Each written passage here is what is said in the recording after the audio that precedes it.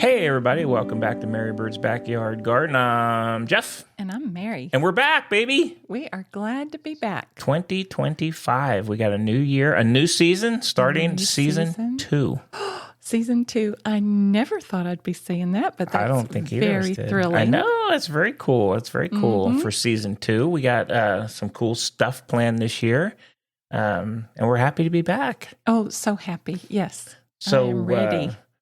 we're gonna start us off like we always do, Mary. So I almost have to say what's been new since we've been off for a little bit, but what's new?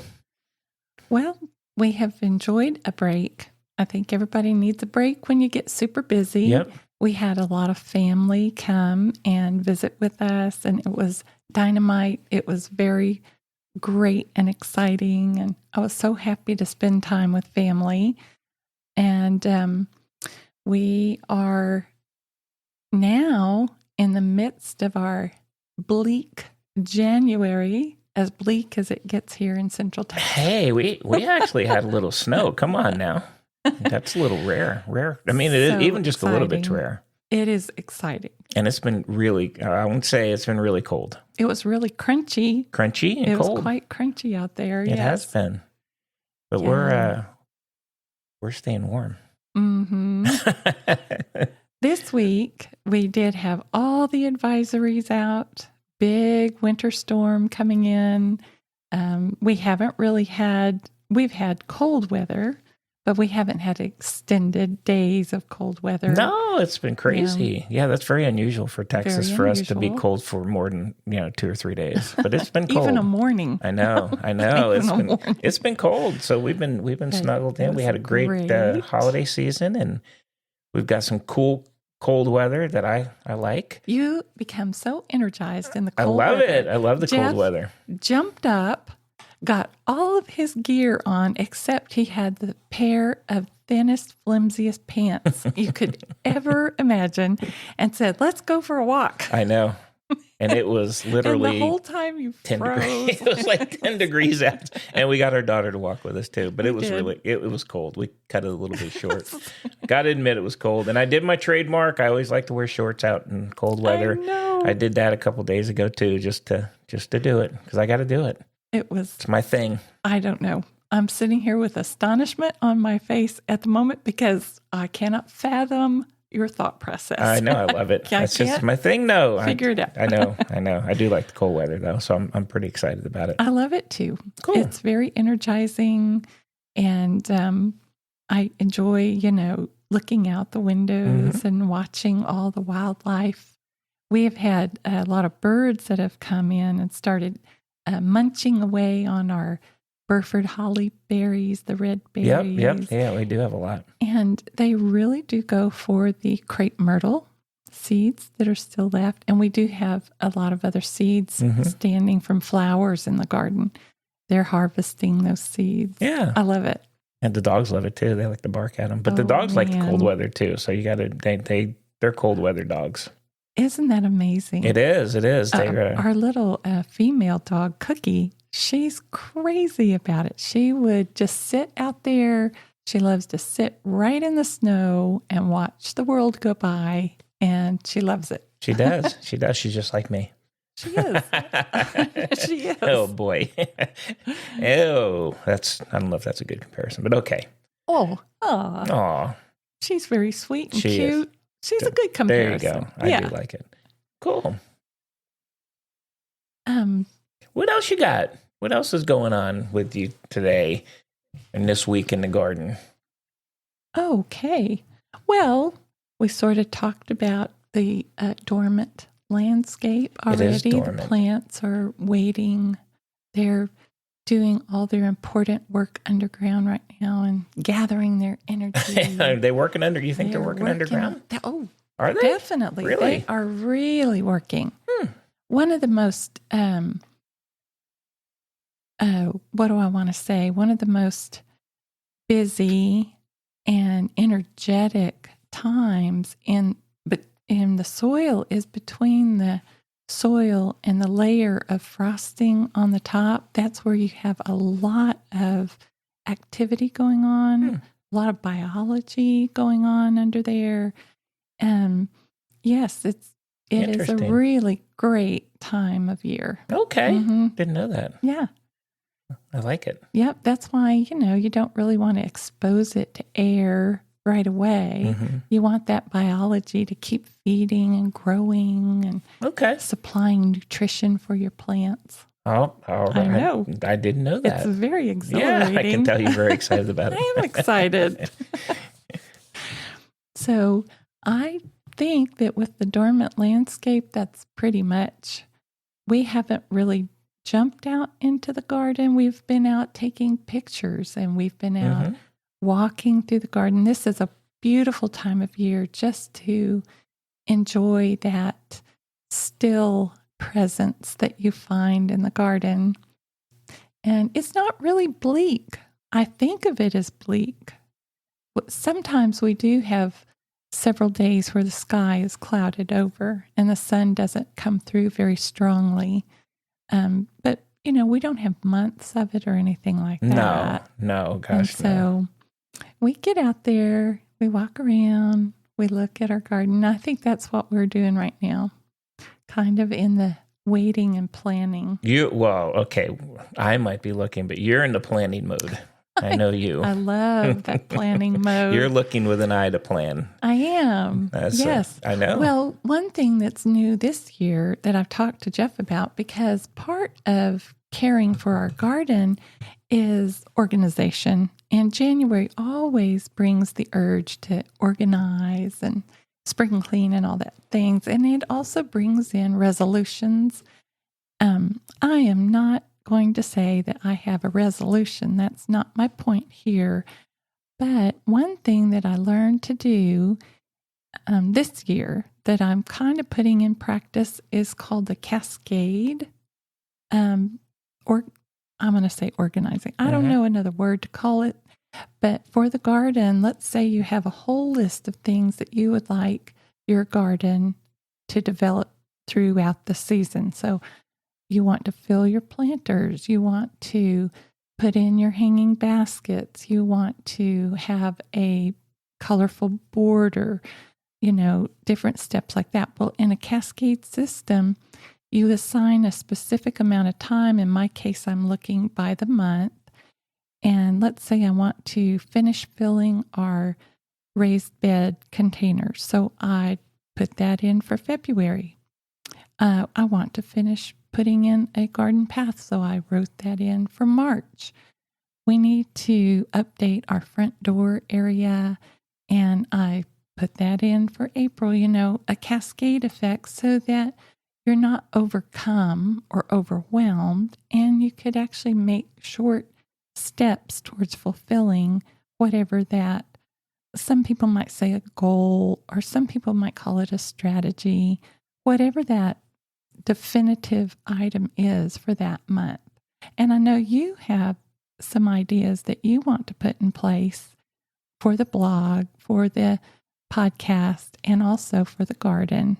And so we've kind of gone over that and had a management meeting, which let me tell you that I love the management meeting. That's really, I get very excited about it. But I think it's probably a very good strategy. I think it's going to work very well in the garden this year instead of being chaotic. I think so. I think it is, and I will be the first one to say that much. I don't like you're the planner and I'm the like off the cuff guy, but it does set expectations on like, what are we going to do when? And it does help. So you can plan stuff around it. Yeah. It's easier if you plan the heavy stuff. Yeah.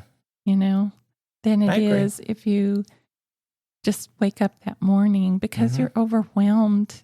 And like if you get too many paving stones, they're awful heavy. Yeah. And you don't want to load yourself with having to lay all those unless you're able, or unless you're willing to hire people to come in and do it for you, which we kind of get a kick out of doing it for ourselves.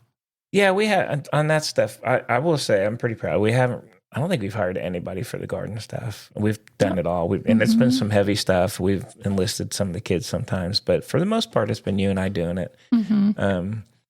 The 4,000 pounds of edging rock that we brought in. Yeah, we need to help with that. We do send a great big thank you to one of our sons for helping with that. Yeah, that was hard. And I think when we had all the dirt, we had the kids helped us with that too. All the kids pitched in, and we are very thankful for that. But honestly, outside of that, we've other stuff we brought in, and I'm not going to say it was lightweight. There's been a lot of heavy work that we've done, a lot of stuff we brought in, and you and I have done it. So that's pretty cool. And we don't, I mean, obviously you're more than happy if you want to hire somebody, much easier to do it. Well, I like doing it the way we do it because it's our schedule. And if, we can kind of do it at our own time. And I think that's, we were talking a while back on one of the podcasts. A lot of the people in our area don't mow their own lawns. They have lawn services, and which is it's great. Oh, that's absolutely. They have they're probably in a different stage of their life than we are. Right. But I like the fact that we do it because we can do it when we want.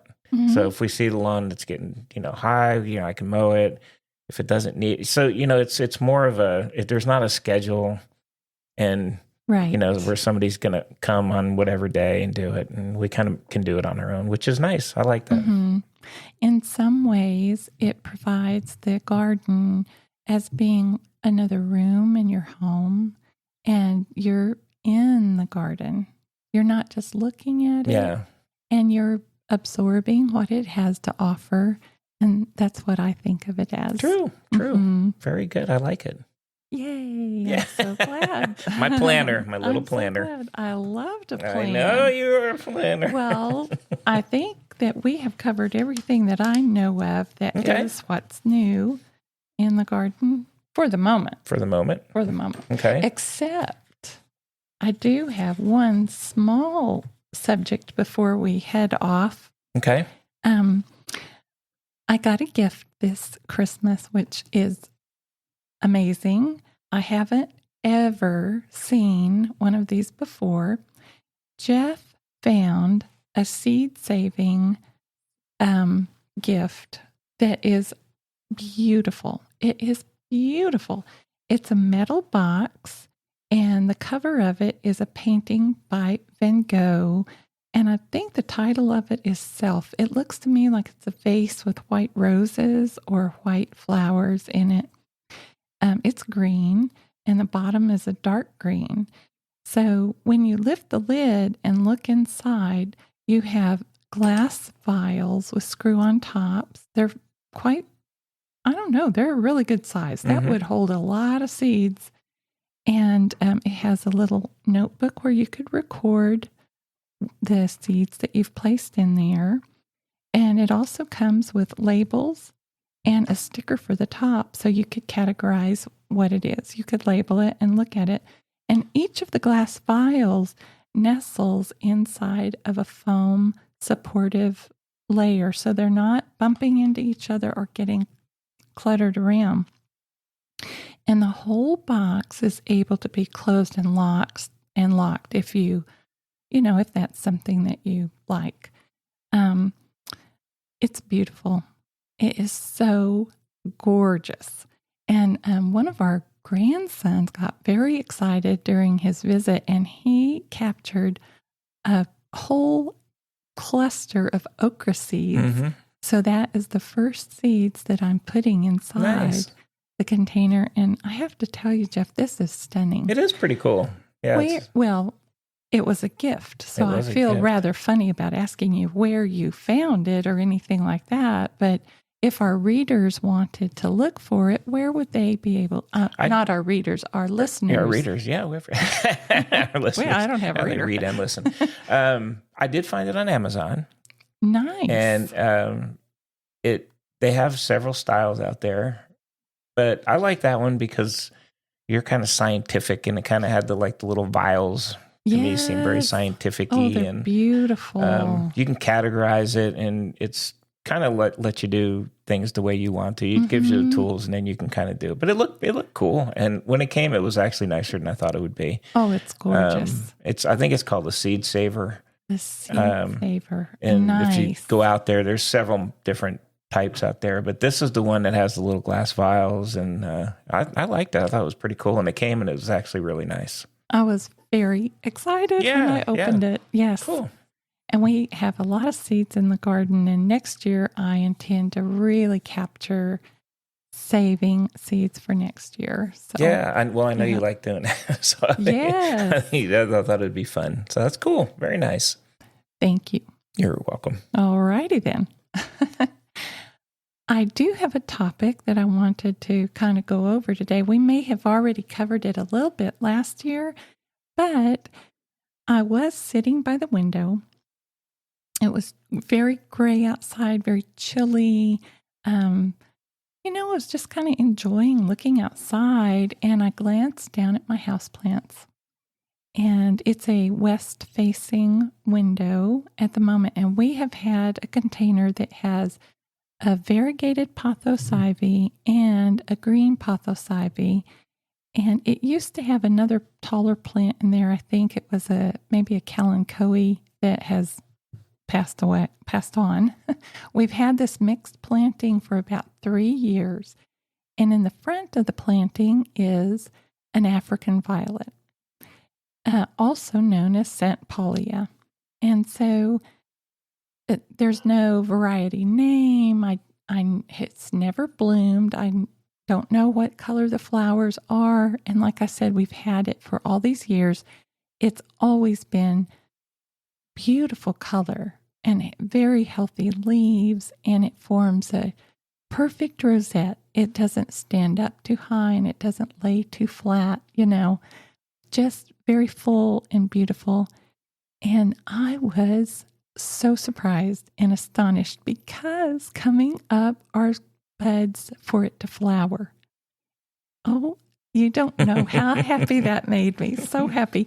But anyways, it encouraged me to think of talking about a African violet today. I've grown African violets for, most of my adult life. Mm-hmm. We've had 1 or 2 in the house, and they're very easy to grow.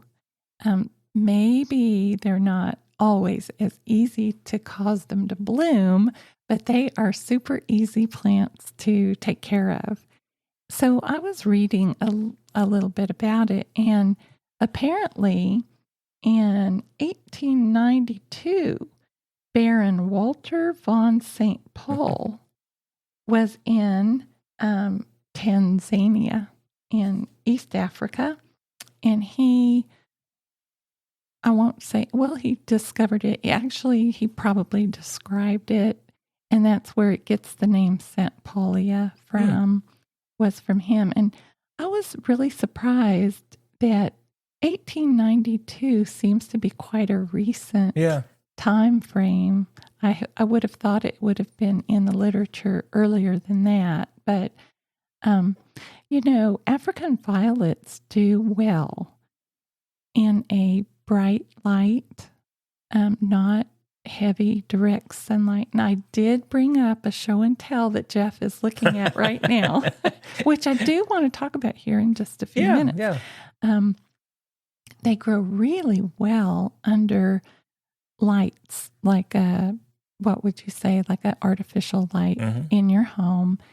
And to bloom, they probably need 10 to 12 hours of light, and then the rest of the time in a very dark space. So I'm quite surprised that this one is blooming because we're haphazardly growing it. But it seems to have all of a sudden said, hey, I like this wherever it's sitting right now. At any rate, an African violet plant likes to be watered from the bottom. And so if you use a wicking type system, the little plant that I have sitting in front of Jeff is a container where you can unscrew the top from the bottom and add your water.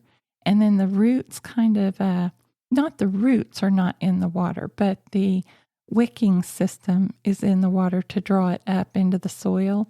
They don't want to they like a consistent moisture. They don't really like to be watered from the top where it gets on their leaves because the leaves are very fuzzy and hairy. And it'll hold on to the water, and then they will form spots and, they won't do very well. The little one that I have growing in front of us is actually in a terrarium. I found a terrarium that is exceptionally small, to be honest with you. It's very small. It has a lid, but it has some air holes in the sides of it. And what it has is it has its own contained grow light on the top of it. And so it works great. I've been growing this tiny little miniature. This is a very miniature one. And I have noticed since I brought it up here that we now have about 3 plants that I could separate out and put into their own individual containers. Wow. If you notice the crowns on the top of them, they have multiplied in there. And African violets really are very easy to propagate. You just break off, or you take off a leaf, a good healthy leaf, and you leave yourself, maybe if you can, an inch of stem or a little bit longer, and you just poke that down into some moist soil, and it'll take 2-3 weeks, nice light, not heavy light, and watch it, make sure it doesn't dry out or get too wet, and it will root for you and form a rosette. That's cool. That's a cool little enclosure you got there. I like that. With this, it's all self-contained, which is really, and it's kind of, it's not tiny, but it's small, and it's neat looking. This one is a miniature. Oh, really? It's really cool. The plant actually won't ever grow any more than about 3 or 4 inches wide. Oh, okay. In this example, some of the African violets can get up to 12 inches wide. They could get huge, like if you go to shows and things like that. But I like that little guy. The 2 examples I have not been, I don't know the names of them. I just know that they're happy plants and they're easy to grow. And they like it to be warm, not overly chilled down or anything like that, just regular house temperatures.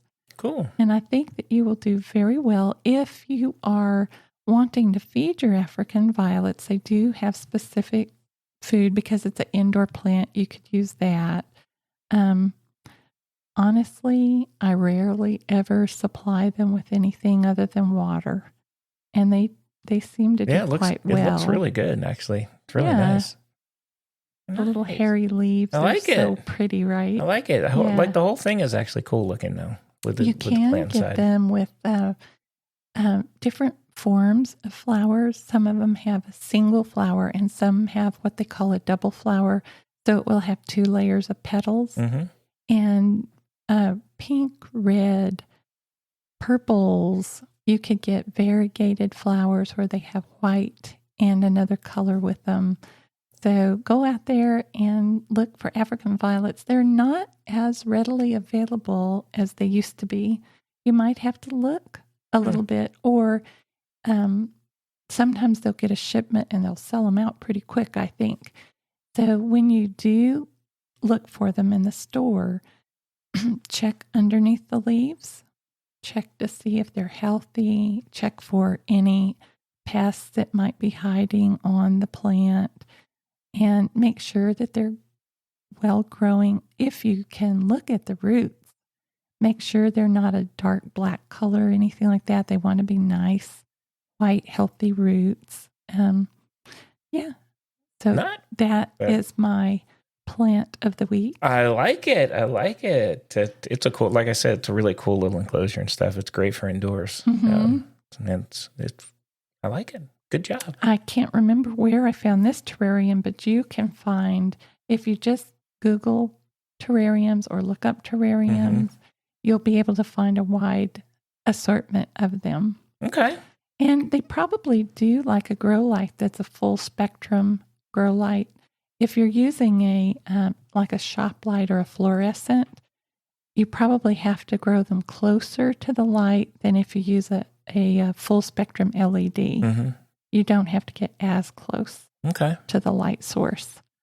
But do you have any other questions about African violets? I don't. I will say, I always get a kick out of when you do the history on them, because it's always like It's I don't know. surprising, It's isn't like it? the people who, yeah, it is actually, it's very, the history part is really cool. Yeah. Like who found them, who documented them, and Mm-hmm. where they went. But I'm with you. I mean, obviously, they didn't invent them, obviously, or anything. Right. But they did document it, and they get credit for that, and they named it and stuff. So Mm-hmm. pretty cool. I like that. I like that part. They have been popular for a long time because they are easy to propagate and they probably are very easy to develop new varieties, which, we're always out looking for what's new. Of course. Of course. Yeah. Cool. Keep an eye out for the scent Pollia. Okay. Mm-hmm. I like it. Thank you. Thank you for bringing us that. Let's move. Hey, guess where we're going next, Mary? I was sort of wondering if we might be headed to Jeff's We're going over to my corner. Jeff's Corner. Everybody, welcome to Jeff's Corner. Yay. Coming to Jeff's Corner. One thing I wanted, last season we did talk a little bit about, like, we had some food and drink type things. And it's fun because the drinks and the food that we talk about are things that you find in your garden. Mm-hmm. And today I wanted to if you guys are not aware, I wanted to make you aware of a non-alcoholic company out there called Monday. It's called Drink Monday. And they make basically, they make everything. They make non-alcoholic gin, whiskey, rum, mezcal. Whoa. And we have a bottle of the whiskey that I bought a while back. And if you go to their site, I think it's called drinkmonday.co is their site. They are like the leading company for non-alcoholic beverages, and you can make any of your favorite drinks non-alcoholic. Wow. Whether it's for you or for if you're having a party and there's people who don't want to drink alcohol, but you can still have the same drinks with them. And they have some great recipes out there as well. The one I was going to talk just for a minute on is I do like whiskey, and I like the real whiskey. I'm not going to lie to you. But these are, honestly, from a taste perspective, they're not. They're just as good. And there's a blackberry whiskey recipe that would use a lot of things from your garden if you're. Texas is so good for blackberries. I know. Wow. And it's a very simple recipe. So you take 2 ounces of the Monday whiskey, and Monday is what it'll say on all the bottles that you get. And then you get 4 to 5 fresh blackberries, a half an ounce of lemon juice, some simple syrup that you can make yourself, obviously, if you know, or you can buy it, some ice, and then a nice orange peel for a garnish, and then some fresh blackberries as well. And can't be any simpler. So you muddle the blackberries with the lemon juice and the simple syrup in a shaker. You add the Monday non-alcoholic whiskey. Then you shake that and chill it, double strain it, and then you garnish it with an orange peel, and you put some blackberries in there. And it's it's a really cool drink to have. It's very refreshing. And like I said, if you go to this company and look them up, you'd honestly be. I know there's a lot of folks that don't drink, and and it's a great to have on hand. It is, and the company is really well respected. They have great reviews, and like I said, I have the whiskey and I've tasted it, and it's honestly, it tastes like whiskey. It's just non-alcoholic. So I have a question for you. Some of our listeners may not understand a simple syrup or muddling. Well, yeah. Interesting. Well, that is interesting. So muddling is basically you put the ingredients in a almost like a mortar pestle type thing, or you can put them in a glass, and you just want to, when you say muddle, you want to kind of squish them down and combine them, and make them. You're kind of getting the flavors. Yeah, is that what you're looking for? You're trying to get the flavors, but instead of just blackberry in there, you're muddling it down to make it more something for a drink, right? Right. Yes. And then the simple syrup. I mean, I mean, simple syrup is simple. It's it's about as easy as you can get. I mean, I will tell you that it's you can use like to make a little bit of it. You can use a cup of white sugar and a cup of water, basically. Okay. You combine it, and then you heat it over like a medium saucepan. You heat it, Okay. combine it, Yes. bring it to a boil, Mm-hmm. and make sure the sugar is dissolved and allow it to cool, and then you can put it in your refrigerator and use it. Wow. They sell them at stores too, but it's Okay. honestly it's so easy to make. And it's not expensive at the store. Don't get me wrong, but I mean you have most people would have sugar and water at home. Yes. So it's pretty easy to make. That would be perfect. Yeah. So just have on hand. I would encourage you if you're interested to give this company a look. It's called Monday. They're good. It's good stuff. I think I might vote for us giving that a try. Yeah, this one looks pretty good. I have not tried this one. I like whiskey sours myself, which you can make with this as well. Mm-hmm. But this one looks good with the blackberries and the lemon juice and all that. So that looks nice. Okay. Even in the winter. Now they have recipes out there on their website for everything else. You can for a gin or rum or mezcal or whatever. That is so interesting. Yeah, all it's right. good stuff. So give it a check if you're interested, and let us know what you think. I applaud your Jeff's Corner of the day. Thank you. Thank you very much. Now that I've finished Jeff's Corner, where are we heading, Mary? Where are we going? Well, the only other thing that I had sort of written down was also a recipe. I could definitely save it. I like it. No, I think you should do it. I like it. It's something that I made this week. I know it is, and it was really good. It's perfect for your coldy weather. It could not be any simpler. And I'm almost wondering if you could use it in one of your recipes, like you were just talking about. Sure you can. It's simple Southern fried apples. Mm-hmm. I mean, you cannot do anything more basic. You just, I love to use an apple wedger. It slices out the core and it slices your apple into some little wedges. But you could chop your apple up any way that you enjoy. And you put it in a skillet. I probably used 1 tablespoon of butter and I used 5 apples. I used the Envy apples. I like one that kind of holds the shape of the apple and doesn't get mushy. Plus, those apples seem to have just a hint of tart flavor that makes the dish better. I don't bother with lemon juice. You can if you really are concerned about the apples discoloring. I don't find that they have time to discolor before they're in the pan and cooking. So you want to just fry your apples. They'll start to caramelize a little bit on their own from their own sugar content. And the only thing I do is I put in a teaspoon of apple pie spice afterwards, stir it, let the juices from the apple form a little syrup. And then I did put in 1 tablespoon of brown sugar, but that is completely optional. And you just let it form that little coating, and there you go. And they were good. They're really good. And they are good. Yeah. Yeah. I do leave the skin on the apple because I think it provides color and flavor for the dish. I think the skin. So it was one where you made them, and I ate some, and then we put some in the refrigerator, and like an hour later, I went. They're almost like you want to just eat them all. So it was good. It was really, really nice recipe. It was great for the cold weather too. Cold weather, you gotta have it. But I am wondering what would happen if you did the muddling and tried one of your. Oh yeah.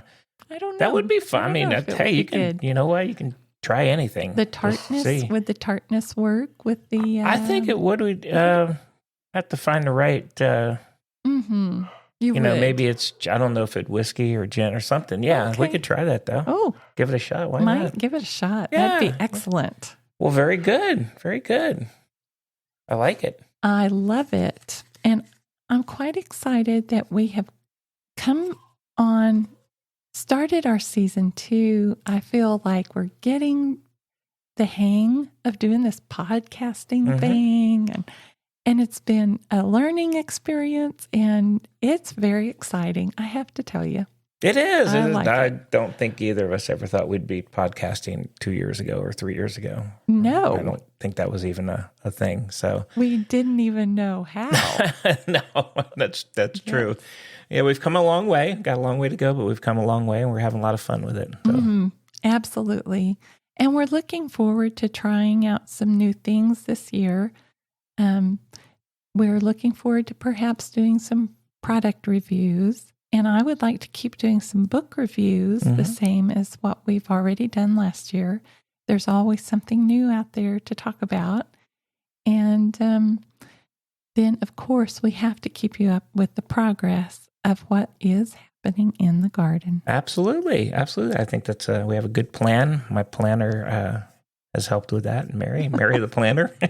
Oh, Jeff, I have to tell you this. This was so funny. So, my daughter and I were talking, and I was laughing, and I told her I made a Kanban board.